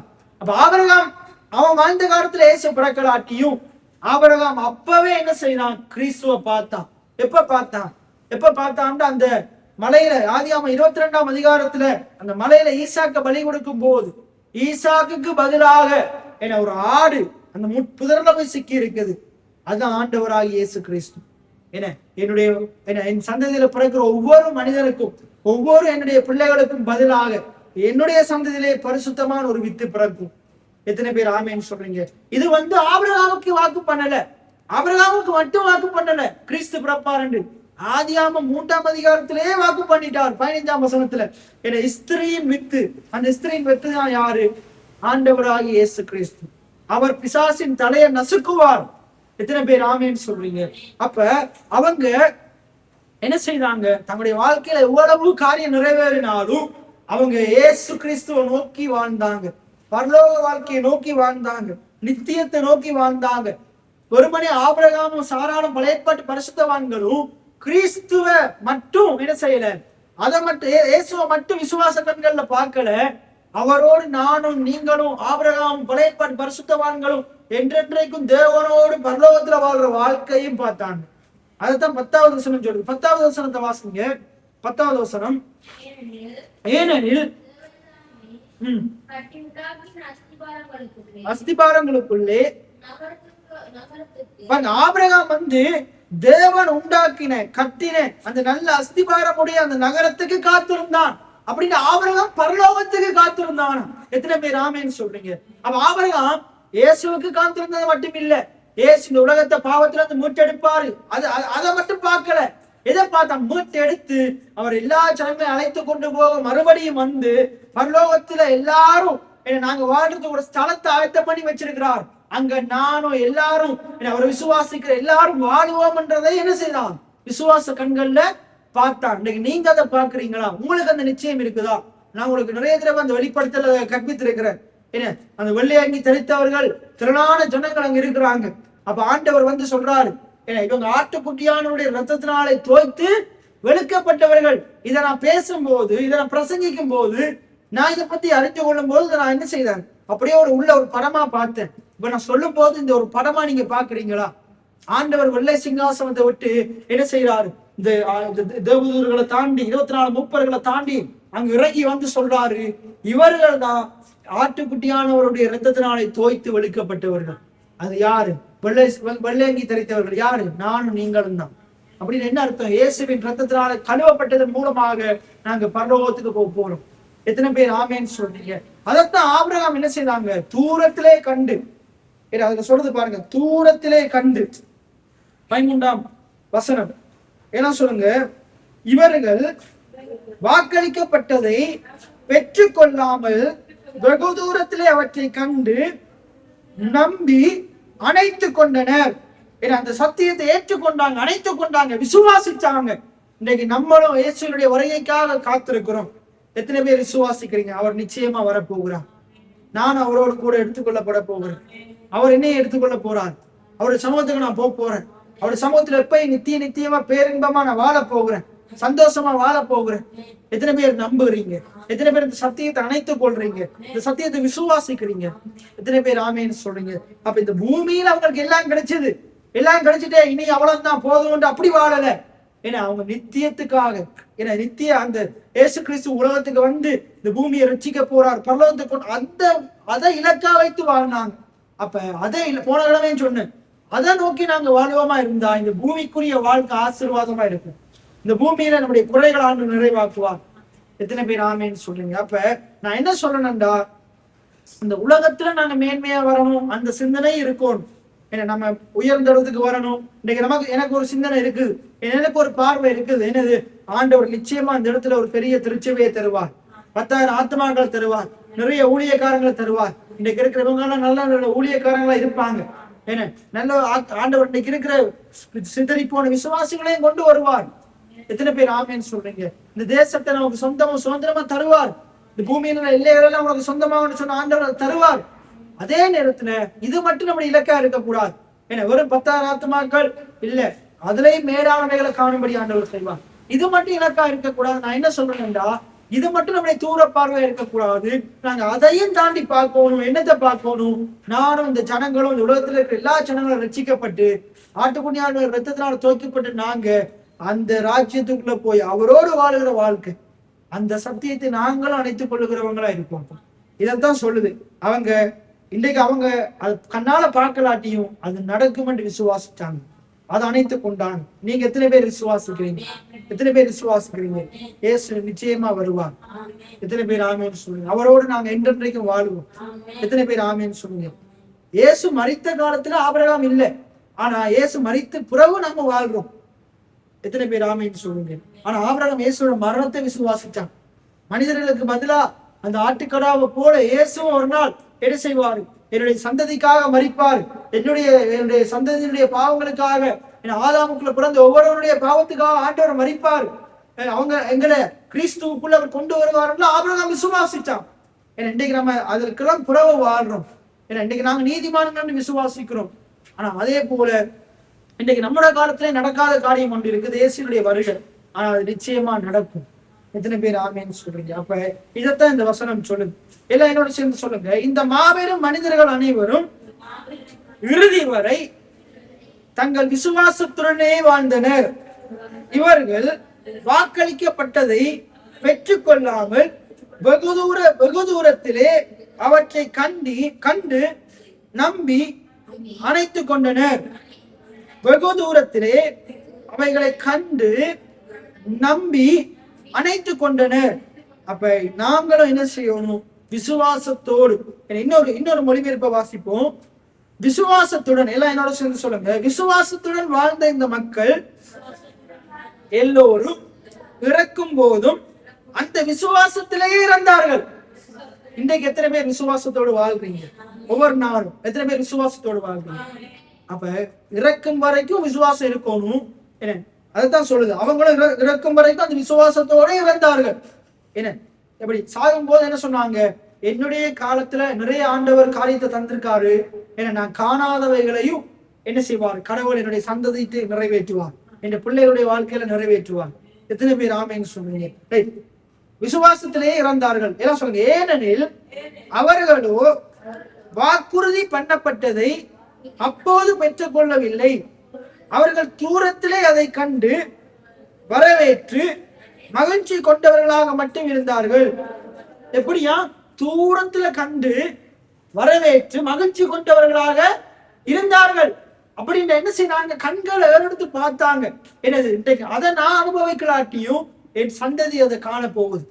எத்தனை பேர் ஆமேன்னு சொல்லுங்க? ஆபிரகாம் கண்டிருப்பான், என்னைய உங்களை பார்த்திருப்பான். என்ன இயேசு கிறிஸ்துவனுடைய மரணத்தின் மூலமா நானும் பாவிகளாகி நானும் நீங்களும் நீதிமானாக்கப்படுறது ஆபிரகாம் அன்றைக்கே கண்டிருப்பான். சந்தோஷப்பட்டானா? ஆபிரகாம் என்ன செய்தானா? சந்தோஷப்பட்டானா? இன்னைக்கு எனக்கு சந்தோஷமா இருக்குது. எப்படி? எதிர்காலத்துல இப்ப ஒருவேளை நான் வாழ்ந்த உயிரோடு இருக்கிற காலத்துல 10,000 ஆத்மாக்கள் உள்ள சபை இந்த இடத்துல இல்லாட்டியும் நான் அதை விசுவாசிக்கிறேன். அது நடக்காம போனாலும் நிச்சயமா இது நடக்கும். 10,000 ஆத்மாக்கள் இருக்கிற சபை இந்த இடத்துல இருக்கும். எத்தனை பேருக்கு அந்த நம்பிக்கை இருக்கிறது? ஏன்னா தேவனுடைய வார்த்தை பொய்த்து போவதில்லை. இது நம்புவதற்கு ஏதும் இல்லாததுதான். ஆனா நான் நம்பிக்கையோட என் தேவனை விசுவாசிக்கிறேன். அவர் உண்மை உள்ளவராக இருக்கிறார். எத்தனை பேர் ஆமேன்னு சொல்றீங்க? அப்ப என்ன செய்தாங்கன்னா தூரத்துல அதை கண்டு வரவேற்று மகிழ்ச்சியா இருந்தாங்களா? எத்தனை பேருக்கு அது மகிழ்ச்சியா இருக்குது? இந்த சத்தியத்தை உள்ள வைக்கும் போது எத்தனை பேருக்கு மகிழ்ச்சியா இருக்குது? இப்படித்தான் உங்களுடைய வாழ்க்கையிலையும் தேவன் பண்ணின வாக்கு தத்துவம் நீங்க விசுவாசிக்க முடியாததா இருக்கலாம். ஆனா விசுவாசிங்க, தேவன் நிறைவேற்றுவாங்க. ஏன்னா அது நடக்க போறதை கண்டு மகிழ்ச்சியா இருங்க. எத்தனை பேர் ஆமேன்னு சொல்லுங்க? கர்த்தர் நிறைவேற்றுவாங்க. ஆகையினால இந்த காரியங்களை தான் இந்த இடத்துல சொல்லப்படுது. அதே போல இன்றைக்கு நடக்கக்கூடிய காரியங்கள் எல்லாமே நடக்கும். ஆனா இன்றைக்கு நம்முடைய காலத்துல அதே நடக்கக்கூடிய காரியங்கள் இருக்குது. ஏன்னா ஒவ்வொரு சின்ன சின்ன ஸ்டெப்பா நம்ம எடுத்து வச்சு போறோம். இன்றைக்கு நான் என்ன சொல்றேன்னா, இன்றைக்கே பார்க்கணும் உங்களுடைய வாழ்க்கையில ஒரு அற்புதம் தேவையா, ஒரு அதிசயம் தேவையா, ஒரு காரியத்தை உங்களுக்கு சாராளுக்கும் ஆபிரகாமுக்கும் ஈசாக்கு தேவையான இருந்தது போல இன்றைக்கு உங்களுடைய வாழ்க்கையில் நிறைய காரியம் தேவையா இருக்கலாம். நான் ஒரு உதாரணம் சொல்றேன். என்னுடைய மனதில் இருக்குது, இந்த இடத்துல இருந்து என்ன செய்யணும், முழுமையா ஒரு கதிரையெல்லாம் போட்டு இங்க இருந்து ஆட்கள் இருக்கணும். ஏன்னா வர்ற ஆட்கள் எல்லாம் முன்னுக்கு இருக்கணும். முன்னுக்கு இருந்து நீங்க எல்லாம் முன்னுக்கு இருந்து வசனத்தை கேட்கணும்ன்றது என்னோட ஆசை, கதிரையில இருந்து. அதே போல இந்த இடத்துல என்ன செய்யணும், ஒரு சீட்டை போடணும், அண்டர் ஷீட் அடிக்கணும், ஏசி போடணும், இன்னும் நல்ல சவுண்டுகள், என்ன கேமரா இதெல்லாம் இருக்கணும்னு ஆசை. அப்ப இப்ப இதை எப்படி பார்க்கணும் பாருங்க. இப்பவே அதெல்லாம் இருந்தா எப்படி மகிழ்ச்சி இருக்கும்? அந்த மகிழ்ச்சி இப்பவே இருக்கணும். எத்தனை பேர் ஆமேன்னு சொல்றீங்க? அது இப்பவே பார்க்கணும், கண்டு மகிழணும். நிச்சயமா கர்த்தர் அந்த மகிழ்ச்சிக்கு ஏற்றபடி நம்முடைய சபையை மாத்துவார். அதே போல அவங்களோட வீடு அதை என்ன செய்யுங்க, இன்றைக்கு அலங்கோலமா இருக்கலாம், சில காரியங்கள் இல்லாம இருக்கலாம், சில தேவையோடு இருக்கலாம், சில பிரச்சனையோடு இருக்கலாம். வாக்கு பண்ணின ஆண்டவரை விசுவாசிங்க, கர்த்தர் உங்களுடைய வீட்டை நிரப்புவார், ஆசீர்வதிப்பார், இல்லாதவைகளை கொண்டு வருவார். ஏன்னா நீங்க விசுவாசிக்கும் போது கர்த்தர் பெரிய பெரிய காரியங்களை செய்வார். அப்ப ஆபிரகாம் சாராருடைய வாழ்க்கையில அவங்க தற்காலிக தேவையை மட்டும் ஈசாக்க மட்டும் நோக்கி வாழல, நம்பி வாழல. கர்த்தரால ஆகாத காரியம் ஒன்று உண்டோன்னு சத்தியத்தை அறிஞ்சு கொண்ட பிறகு அவங்க நித்தியத்தை நோக்கி வாழ்ந்தாங்க. விடுதலையாக்குற இயேசுவை பார்த்து வாழ்ந்தாங்க. எத்தனை பேர் ஆமேன்னு சொல்றீங்க? அவங்க வாழ்ந்த வாழ்க்கையிலையும் நிறைய அற்புதங்களை, அடையாளங்களை, ஆசீர்வாதங்களை பெற்றுக்கொண்டாங்க. அவங்களால பெற்றுக்கொள்ள முடியாததையும் என்ற சந்ததி காண்பாங்கன்னு விசுவாசிச்சாங்க. அதே போலதான் நீங்களும் உங்களுடைய வாழ்க்கையில நிறைய அற்புதங்கள், அதிசயங்கள், ஆசீர்வாதங்களை பார்க்க போகிறீங்க, அனுபவிக்க போகிறீங்க. உங்களுடைய சந்ததியும் அதை பார்க்க போகுது. எத்தனை பேர் ஆமேன்னு சொல்றீங்க? அப்படி நாங்க அனைவரும் விழுந்து நின்றவர்களாக நாங்க இந்த வார்த்தைக்காக நன்றி செலுத்துவோம். கர்த்தர் நம்முடைய வாழ்க்கையிலையும் கர்த்தர் பெரிய காரியங்களை செய்திருக்கிறார். இதுலையும் மேன்மையானவைகளை எங்களை காண செய்ய போகிறார். ஆண்டுடைய வருகை சமீபமா இருக்கிறது. அதை நோக்கி அதன் மேல எங்களுடைய கண்களை வைத்து பரலோக ராஜ்யத்தின் மேல் அவரோடு என்றைக்கு வாழப் போகிற அந்த வாழ்க்கையின் மேல எங்களுடைய கண்களை வைத்து அந்த சத்தியத்தை நம்பி அணைத்துக் கொண்டு நிச்சயமாய் நானும் என் வீட்டாரும் என் குடும்பமும் என் சபை மக்களும் இரத்தத்தினாலே துவைக்கப்பட்டு நாங்கள் அவருடைய சமூகத்திலே மகிழ்ச்சியா இருப்போம் என்றதை இப்பொழுதே பார்த்து அந்த மகிழ்ச்சி இப்பொழுதே நம்முடைய வீட்டுல இருக்கும். இப்பவே இந்த வீட்டுல இருக்கணும். நான் தான் பரலோகத்துக்கு போவனான்ற பயம் இருக்கக்கூடாது. நான் தேவனோடு கூட என்றென்றைக்கும் நான் வாசம் செய்ய போகிற மகிழ்ச்சியோடு நம்முடைய குடும்பம் வாழணும். மகிழ்ச்சியோடு, பயத்தோடு அல்ல, கவலையோடு அல்ல, சந்தேகத்தோடு அல்ல, மகிழ்ச்சியோடு வாழணும். நீங்க விசுவாசிப்பீங்களா இருந்தா, நான் ஆட்டுக்குட்டியானோட ரத்தத்தினால துவைக்கப்பட்டிருக்கிறபடினாலும் நானும் என் குடும்பம் என் சபையும் அவருடைய சமூகத்துல எப்பொழுது மகிழ்ச்சியா இருப்போம் என்று நீங்க இருப்பீங்க. அதை நீங்க அணைத்துக் கொள்வீங்க. அதுக்கு அந்த விசுவாசம் உடையவங்களா நீங்க இருப்பீங்க. அப்படி நீங்களும் நானும் வாழணும் தான் கர்த்தர் விரும்புகிறார். சூழ்நிலைகள் எதுவும் நான் பார்ப்பதில்லை, உலகம் சொல்வதும் கேட்பதில்லை. சூழ்நிலைகள் எதுவும் நான் பார்ப்பதில்லை, உலகம் சொல்வதும் கேட்பதில்லை. இல்லாதவைகளை இருக்கிறவைகளாய் அழைக்கும் தேவன் நீரே, இல்லாதவைகளை இருக்கிறவைகளாய் அழைக்கும் தேவன் நீரே. வேறு எங்கிருந்தும் இல்லை, வேறெவரிடமும் இல்லை, உமையை நோக்கி பார்க்கிறேன். வேறு எங்கிருந்தும் இல்லை, வேறெவரிடமும் இல்லை, உமையை நோக்கி பார்க்கிறேன். வேறு எங்கிருந்தும் வேறெவரிடமும் இல்லை, உமையை நோக்கி பார்க்கிறேன். வேறு எங்கிருந்தும் இல்லை, வேறெவரிடமும் இல்லை, உமையை நோக்கி பார்க்கிறேன். நல்ல ஆண்டவரே, அருமையான அந்த மாலை வேலைக்காய் நன்றி செலுத்துகிறோம். உடைய சமூகத்திலே பாட துதிக்க விண்ணப்பங்களை ஏறெடுக்க உடைய சத்திய வார்த்தைகளை கேட்க தந்த சலாக்கியத்துக்காக நன்றி. கடந்த சில வாரங்களாக விசுவாச வாழ்க்கையை குறித்து தியானித்துக் கொண்டு வருகிறோம். ஆண்டவரேப்பா, இந்த வார்த்தை இந்த பகுதியில் இருந்து அநேக வெளிப்பாடுகளை அநேக சத்தியங்களை கற்றுக்கொள்ள எனக்கும் என் சபை மக்களுக்கும் உதவி செய்தபடி நான் நன்றி ஆண்டவரே. வெறுமனே இதை கேட்டவர்களாய் மட்டும் இல்லாமல் இந்த சத்தியத்தின்படி நாங்கள் வாழ, விசுவாசிக்க, நம்ப எங்களுக்கு உதவி செய்வீராக ஆண்டவரே. அப்பா தகப்பனே, நாங்கள் எங்களுடைய சரீரத்தின் பலவீனத்தையோ, ஆண்டவரே எங்களுடைய சரீரம் சொல்லுகிற காரியத்தையோ, இந்த உலகம் சொல்லுகிறதையோ நம்பி விசுவாசிக்காமல் கர்த்தரையும் அவருடைய சத்தியமுள்ள வார்த்தைகளை விசுவாசித்து வாழ, அதே எண்ணை நினைத்து சிந்தித்து யோசித்து வாழ உதவி செய்வீராக. தற்காலிக தேவைகளையும் ஆசீர்வாதங்களையும் நோக்கி வாழாமல் அப்பா உங்களுடைய நித்தியமாய் வாழுகிற அந்த வாழ்க்கையை நோக்கி வாழ, உங்களுடைய நித்திய காரியங்கள் மேலே எங்களுடைய கண்களை வைத்து நம்பி மகிழ்ச்சியோடு சந்தோஷமாய் வாழ எங்களுக்கு உதவி செய்வீராக ஆண்டவரே. அப்பா உங்களுடைய ஆட்டுக்குட்டியானுடைய இரத்தத்தினாலே தோய்த்து வெளுக்கப்பட்டவர்களாகி நாங்கள் உங்களுடைய ராஜ்யத்திலே வர ஆண்டவரே அந்த சிந்தையோடு உம்மோடு வாழுகிற சிந்தையோடு வாழ கர்த்தர் எங்கள் ஒவ்வொருவருக்கும் உதவி செய்வீராக ஆண்டவரே. அப்பா தகப்பனே, இந்த இடத்துல இருக்கிற ஒவ்வொரு பிள்ளைகளுக்காய் நன்றி செலுத்துகிறேன் அப்பா. ஆண்டவரே, இந்த பிள்ளைகளுடைய விசுவாச வாழ்க்கை தற்காலிகமா இல்லாமல் அவர்கள் அப்பா இந்த இடத்தை விட்டு உங்களுடைய ராஜ்யத்துக்கு வருமளவும் அப்பா இந்த பிள்ளைகளுடைய விசுவாச வாழ்க்கையை தளராமல் ஓட பலப்படுத்துவீராக ஆண்டவரை. பழைய ஏற்பாட்டு பரிசுத்தவான்கள் ஆபிரகாம், சாராள் என்பவர்கள், அதே போல அப்பா பழைய ஏற்பாட்டிலே நாங்கள் பார்த்து ஒவ்வொருவர்களும் அந்த மாபெரும் மனிதர்கள் எல்லாம் ஆனால் எப்படி இறக்கும் வரைக்கும் விசுவாசத்தோடு வாழ்ந்து இறந்தார்களோ, நாங்களும் எங்களுடைய வாழ்க்கை முழுவதும் விசுவாசத்தோடு வாழ, எங்களுடைய விசுவாச வாழ்க்கையை காத்து கொள்ள நாங்கள் இறக்கும் தருவாயில் போனாலும் அந்த விசுவாசத்தை விட்டு விடாமல் மீதும் உடைய ஜீவனுள்ள வல்லமையில் அந்த வார்த்தை மீதும் எங்களுடைய விசுவாசம் உடையவர்கள் அந்த விசுவாசத்தை காத்து கொள்ள எங்கள் ஒவ்வொருவருக்கும் நீர் உதவி செய்திட வேண்டும்படியா ஜெபிக்கிறோம். நீர் எங்களுக்கு எவ்வளவோ வாக்குத்தத்தங்களை பண்ணி இருக்கிறீர், அதை நீர் நிச்சயமாய் நிறைவேற்றுவீர் ஆண்டவரே. அதை எங்கள் கண்கள் காணும், அதை எங்கள் தலைமுறைகள் காணும், அதை எங்கள் சந்ததி காணும், அதை எங்கள் பிள்ளைகள் காண்பார்களாக. எங்கள் எதிர்கால சந்ததியை காணும்படியாய் ஜெபிக்கிறோம் ஆண்டவரே. அதை நாங்கள் நம்புகிறோம் ஆண்டவரே, அதை நாங்கள் அணைத்துக் கொள்ளுகிறோம் ஆண்டவரே. இந்த நல்ல சத்தியத்தை எங்களுக்கு நீர் இன்னும் தெளிவாக விளங்கப்படுத்துவீராக. அதை நாங்கள் விளங்கிக் கொள்ள இந்த இடத்துல இருக்கிற ஒவ்வொருவருக்கும் உதவி செய்வீராக. இந்த நாளை எங்களுக்கு ஆசீர்வாதமாக்கி தந்தபடினால் நன்றி. இந்த பிள்ளையுடைய கையில் பிரயாசங்கள், தொழில் வளங்கள், படிப்பு எல்லாவற்றிலும் சிறந்து விளங்குவார்களாக. உங்களை தாழ்த்தி உயர்த்தி ஆண்டவராய் இயேசுவின் நாமத்தினால் ஜெபம் எடுக்கிறேன். ஜீவனுள்ள நல்ல பிதாவே, என் ஆத்துமாவை கர்த்தரை சோஸ்தரி, என் முழு உள்ளமே கர்த்தருடைய பரிசுத்த நாமத்தை சோஸ்தரி. என் ஆத்துமாவை கர்த்தரை சோஸ்தரி, அவர் செய்த சகல உபகாரங்களை மறவாது. ஆமென்.